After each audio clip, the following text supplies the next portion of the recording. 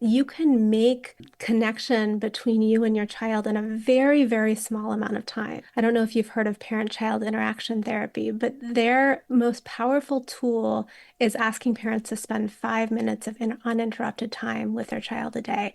And they find that. Hi, I'm Dr. Jodi Richardson, and this is Well, Hello Anxiety.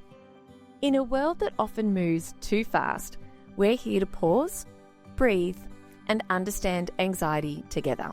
Each episode will explore practical strategies, share honest conversations, and uncover the science behind anxiety and well-being, all while creating a space where it's okay to not be okay. Let's continue this journey together.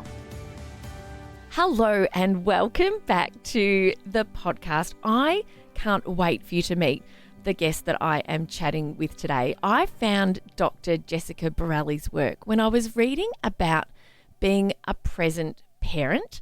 I'm really focusing more and more personally on trying to be so present with my two children who are 15 and 17, and I feel like I blinked and they're all grown up. One's about to get his license, and goodness, it's just, I feel like that's something that's extra important to me. And so I was doing some reading and I came across Dr. Jessica Borelli's article on Psychology Today, and she's a researcher, she's a practitioner, she's a professor of psychology and a clinical psychologist, and she really specializes in helping parents build strong, secure relationships with their children. And I feel like I've got those strong, secure relationships, but I also feel like they're growing up before my eyes, and I want to be as present as I possibly can, as much as life allows me to. So I just love Dr. Jessica's work, and she's also the author of Nature Meets Nurture,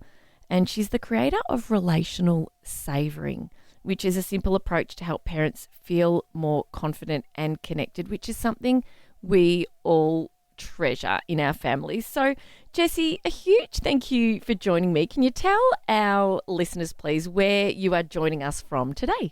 Yeah, I'm coming to you from my office, my private practice in California. I'm in Newport Beach, California, which is Southern California. Oh, goodness me. Oh, it's a part of the world I would love to visit. Thank you for making the time. And you shared a story in that article that I read that just touched my heart and had me literally opening my email saying, "Hi, I've just read this article. I would just dearly love for you to join me on the podcast, please." Can you tell us about, your grandma?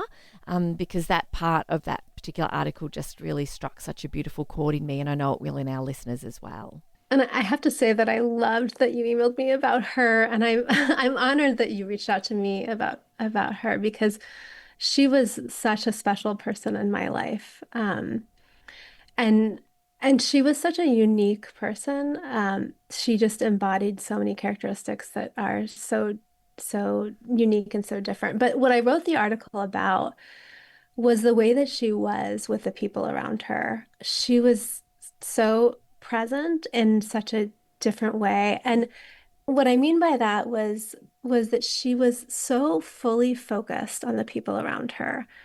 And I really did try to capture it in that article, but I'm not sure I did. What she would do whenever we would see her is she would just sit down and start noticing all of the things about the people that were around her. And she would kind of verbally comment on what she saw happening around her. So she would sit and watch people like a very careful observer. Um, she would notice, for example, the way that people smiled or who was looking at who, or also sensory details about the food she was eating. And she would be like, this is the best, peach I've ever had. This is the best fruit I've ever had. So she was very focused on everything she ate too, but also specifically the people. And I would often watch her and watch the way she was watching me or watch the way she was watching my children then when I was older. And I noticed that nobody else or few other people do that. They don't just sit and watch the connection happening in the people around them. I certainly don't do that as much as I would like to do as a parent, just sit and watch the interaction unfolding in front of me with my children. And I think that was something that was really, really special about her. Oh, goodness. And the I can just picture it, and I formed a picture in my mind as you were describing the way that she showed up for the people around her, and just I imagine she was a very grounded, peaceful person to be around because her mind wasn't elsewhere. Her mind wasn't thinking about the next thing to do. She was taking the time and being in that moment with the people that she loved. And what a beautiful way to go through life. And so many of our lives are so opposite to that. It's so easy, isn't it, for us to be, especially as busy working women or men in families, and there's always so much to do. And when I read how you wrote about your grandma, it got me thinking about my own. And it also got me thinking about where is my attention when I am in the room with the people that I love. And as a 51-year-old now, I've got the maturity and the perspective that people in our lives are so precious, and this is what life is about. Of course, we have to work. There's plenty to do. But I really, for myself, presence is my word for the year. And I just choose a word each year that is going to be kind of something that I try to really live by. And to notice when I'm with my children that I'm not buzzing around doing other things, that I do pause and that I do stop. And I know your work, you talk about cherishing moments of connection with our children. And for the families, for the parents that are listening who are thinking, gosh, I don't feel like I can cherish anything. I feel so overwhelmed with life. Can you talk a little bit more about what some of those moments can look like, and that they don't necessarily have to be hours on end of standing and appreciating, that they can be those little moments in the day that are accessible to all of us, really? Yeah, thank you for bringing that up. So, I've spent the last 12 or more years developing this parenting intervention called Relational Savoring, and it involves focusing your attention on these moments of connection with your children. And something that often comes up when I talk to parents is that they can't think of any moments of connection they've had with their children. And what I often talk to parents about is that it doesn't have to be these huge milestone moments. It can be these really, really tiny moments. But like a moment when your child looked to you for support and you gave them like a tiny bit of support, just like an encouraging look, or you handed them their lunch when they were looking for it and they couldn't find it, or you helped them up the slide if we're talking about a little one or something like that, and they needed that little boost up the slide or Yeah. something like that, right? These little tiny moments, because life is made up of tiny moments. It's not necessarily made up of big moments. But I think the thing is about these little moments is that in order to notice the little moments, you have to be there for them. And you have to be mentally there. And that's really Yeah. what presence is all about. And if you're distracted, or if you're on your phone, or if your mind is on the next thing that you have to do, we're not actually there, and we don't get to notice them, or have the opportunity to be able to appreciate them later. And so that's something that I spend a lot of time thinking and talking about as well. Oh, goodness, it is. And I know that there will be some parents listening who are like, well, but I work full time, and I drop, depending on the ages, and of course listeners with children of all ages. So everything from dropping a little kiddo off at daycare and heading off to work full time, and then doing the pickup, and then the dinner and the bed and the bath and the busyness of it all, right through to I'm in a different stage of life with older children who can cook a meal for the family and are out and about in the world doing their own thing, right through to some people listening who are here to get that support, but their children have sort of grown and flown, and everything in between. So for the parent who feels like, oh my gosh, one, I have to be there in body. I have to actually be present with my children in the room, which is harder for some parents than others, depending on life. What can you say to parents who sort of feel like, gosh, I've got the guilt, or I don't feel good about the time I literally get with my children, and how can they kind of really savor the time that they've got together when they do feel so rushed? Yeah, I think there's a really easy antidote to that, because I think that these types of moments, you can make connection between you and your child in a very, very small amount of time. So some really powerful parenting interventions ask parents to spend 5 minutes a day with their child. I don't know if you've heard of parent-child interaction therapy, but their most powerful tool is asking parents to spend 5 minutes of uninterrupted time with their child a day. And they find that they have really, really powerful impacts just by that 5 minutes. And it's hard, I think, as a parent to say you don't have 5 minutes of Yeah. time to spend with your child. No matter how busy you are, you often have 5 minutes of time.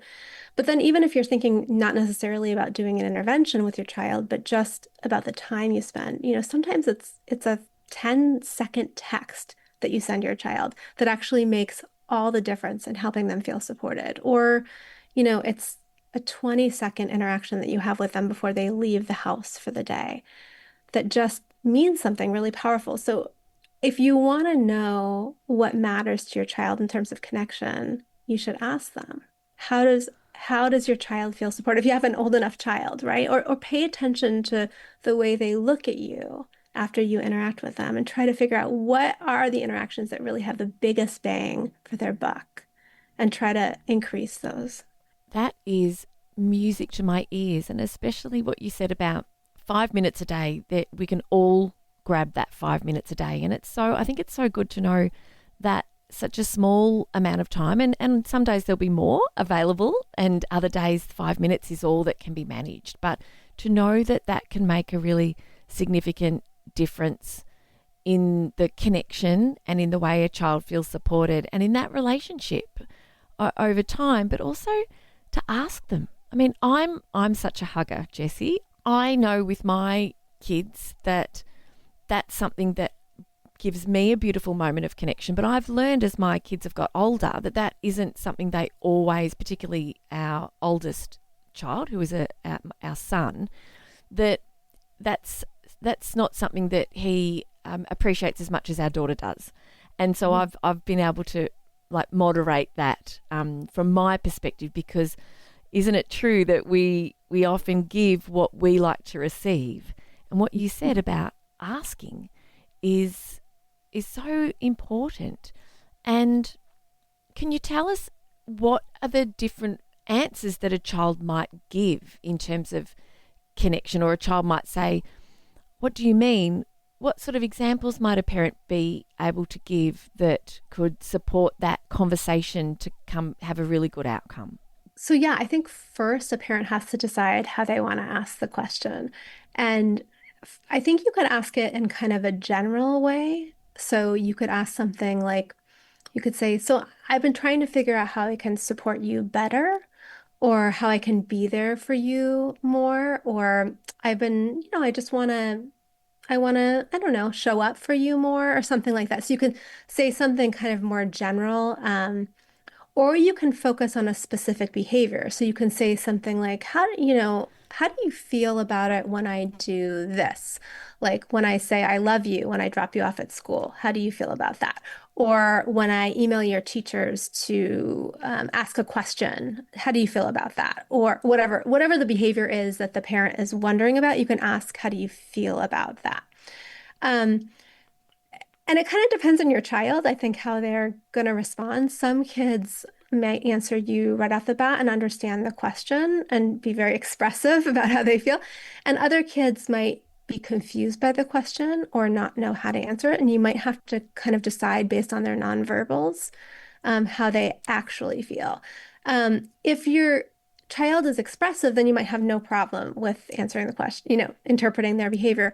But if they're not the expressive type, you might want to follow up and say, well, is there a better way for me to be supportive of you? So for instance, if you don't like me saying I love you, but I still kind of want to show you that I care, is there a different way for me to do that? For example, can I send you a note in your lunchbox or something that has like a secret word between the two of us that just lets you know that I really care about you, or something like that, right? Yes, yes. Um, and some kids might reject all of those things, which is kind of a different situation, and maybe a time when you kind of just back off a little bit and give your kids some space. But hopefully that's not the circumstance that you're in. Yeah, and these things take time, don't they? Because this might be a new approach in a family. It might be you might be this might be very different to the way you were raised, and you're listening to this conversation and you're thinking, I really appreciate you sharing some of those examples and giving us some of that language, because I think sometimes it can be a little bit hard to know where to begin. But these things, you can just build your understanding of what works for your children, and each child might be different over time, can't you? This isn't something that has to change overnight. We can give ourselves some grace and some time to kind of like bring more connection and really presence and relational savoring into our families, can't we?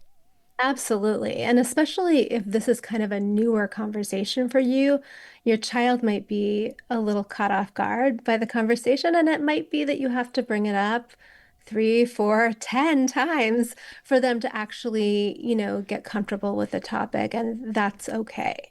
It's Yeah. okay to have this start being a topic of conversation that they're getting used to over time. A bit like broccoli on the dinner plate. Sometimes it's Yeah, exactly. the first one. It's like, what is this? Why is this important? What does the science say about, because this requires as parents, like I'm already sort of thinking about what I can say to my children, and it's learning, isn't it? As a parent, which we're always doing. My daughter said to me a few months ago, she said, "Do you know what I've just realised?" She said, "This is your first time too." She said, "You've never been a parent before having us." And of course, yes, you are a parent the minute you have a child, but every stage brings something different. So I loved that she had that kind of sense of perspective. What an Um, emotionally intelligent child you have. yeah, she really is. They both are. So I feel really proud of that. Because yes, I grew up in a beautiful, loving home, but a highly, highly anxious mother, and so I've got the gift of doing this as work. It's professional and personal for me, and so yeah, I really, really I embrace all of this learning that I get to do with people like you and through my work. I know that parents can worry about getting things wrong, and I wonder about, like, as a parent, it's so hard, isn't it? And I said to a friend recently, when parenting is hard, I think then you're doing a good job, because sometimes the easy way, I mean, it doesn't always have to be hard. That's not a rule, but sometimes it is hard when we know we need to support our kids in ways they might not want to be supported, or we need to support them to make change, or put boundaries in, or take the harder road, like with screen time restrictions, and having those conversations, which can amplify into fights, I suppose, in some families. And that sometimes putting the boundaries in and being a good parent is hard work. For parents who might worry that they're getting things wrong, how does this focus on connection kind of help to ease some of that anxiety and that doubt that am I doing the right thing as a parent here? Yeah, I also love that you asked that question. So, one of the reasons why I was drawn to develop this intervention is because I think that, so much of the enemies of being a confident parent are things like guilt and anxiety. Yeah. They're the things that kind of creep into our minds and tell us that we're not good parents, and they actually take away the skills that we have as parents. I think they tell us that don't trust your instincts. It's those things like guilt and anxiety. And if we can instead calm ourselves by focusing on these moments that we all have as parents, the moments of connection, the times when we felt confident in our relationships with our kids. And I think that actually is this really powerful antidote. So I noticed in my own work with my clients, I work with a lot of anxious kids and anxious parents, that I would, hear lots of stories about anxious parents sitting up at night worrying about all the ways in which their kids weren't going to turn out okay, or worrying about their own parenting missteps, like I did this wrong, or, was this too controlling, or was this too whatever. And I also noticed in my own experiences as a parent, where I am less anxious than many of the people that I work with, that I would sit up at night and think about all these amazing things that my kids had done, and these wonderful moments of connection that I had had. And I thought about what a gift that is to be able to do that, so that my mind would kind of go to this place of cherishing these moments that I had with my kids. And if that could be taught, if you could instead kind of have this like well-worn path within your mind, it's a really strong antidote to things like anxiety and rumination and depression. And so we started developing this intervention, and now we've tested it in many, many studies and shown that actually it does really powerful things for parents, like increase their feelings of closeness and reduce depression and anxiety, and improve parenting sensitivity. Jessie, that idea of lying awake at night, sort of reflecting on the day and feeling anxious about sort of, the interactions or the way the day's unfolded, and worrying also about what does the future hold, especially if the parent is anxious and the child feels anxious. That it is so, I think I really love that you've shared that that's something that you've seen in a lot of your clients, and that by being able to look at how you looked at the world differently, to go from there to actually developing an intervention that has been tested and shown to be so effective is just incredible. So just a real nod to you and the wonderful work and the gift that you are to the parenting research and to the parenting world. That's just extraordinary. And I think there is a lot of guilt and not enough self-compassion for us as individuals, as parents, and the work that we do. And we can be so hard on ourselves, can't we? So Those same parents who were sitting in my office, they weren't recognizing all of the amazing things that they were doing for their children, right? They were unfortunately focusing on, and this is their anxiety was making them do this. They were focusing on, the 5 to 10% or even less of the things that they were doing that were suboptimal in some way. But the 95% of the things that they were doing to support their children, it's like those was just overshadowed for them. And if it's like if you could shine a spotlight on those things, right? That's really what this intervention is about. It's like let's just not think about those other things for a minute or whatever and think about all of the amazing gifts you're giving your child, which are really profound because no parent's going to be perfect. no, there's no such thing as the perfect parent. The good enough parent is something that I've spoken about here on the podcast before and in my newsletter. And what you're sharing with us today are ways that we can create more of those moments to reflect on at the end of the day. And even if any parent listening, one of my practices at night is when I'm falling asleep, I always go to gratitude. What am I grateful for in the day? And I always fall asleep thinking about it. And I might even change that to think about those moments of connection and just that reflection on some of those beautiful moments that I've enjoyed in the day, that I've increased the connection and savor them. And Jessie, I'm just looking at the time and thinking, I would love to continue this conversation. Are you happy to stick around for a bit longer and we'll make this a two-parter? Yeah, I'd love to. Thank you. Amazing, amazing. Thank you so much for joining us for this really powerful conversation. I am taking so many notes that I am going to be putting into practice, but I'm only going to start with one. I hope that you too, after listening today, can think about one way you are going to increase the connection during the day with one of your children. Just start small, but start somewhere, and join us next week to hear the rest of our conversation and more ideas for how you can really cherish these moments and be more present and connected with your children. See you next week. Thank you for sharing this time with me on Well, Hello Anxiety. Remember, understanding anxiety is the first step to managing it. Until next time, be gentle with yourself. Take things one moment at a time. Focus on what you can control and know that you are not alone on this journey. If you found value in today's episode, please share it with someone who might need to hear it too. I'm Dr. Jodi Richardson, and I'll meet you right back here next week.